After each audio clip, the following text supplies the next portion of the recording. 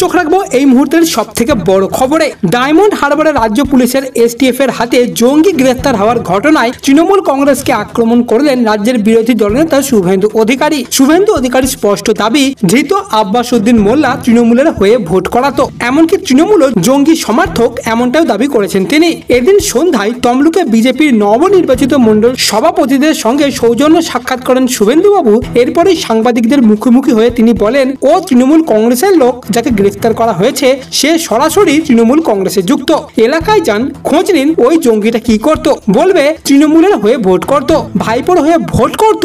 জঙ্গি আর তৃণমূল দুটোই সমর্থক। তবে আপনাদের উদ্দেশ্যে জানিয়ে রাখি, শুক্রবার রাতে ডায়মন্ড হারবারের পাত্রা গ্রাম থেকে আব্বাস উদ্দিন মোল্লা নামের এক জঙ্গিকে গ্রেফতার করে রাজ্য পুলিশের এসটিএফ। পুলিশের দাবি, ধৃতের সঙ্গে বাংলাদেশি জঙ্গি সংগঠনের যোগ রয়েছে। বীরভূমের নলহাটি থেকে গ্রেফতার দুই জেএমবি জঙ্গির দেওয়া তথ্যের ভিত্তিতেই আব্বাস উদ্দিনকে গ্রেফতার করা হয়েছে এমনটাই জানা গিয়েছে। ওই ধৃতকে শনিবার রামপুরহাট আদালতে পেশ করলে 13 দিনের পুলিশ হেফাজতের নির্দেশ দিয়েছে বিচারক।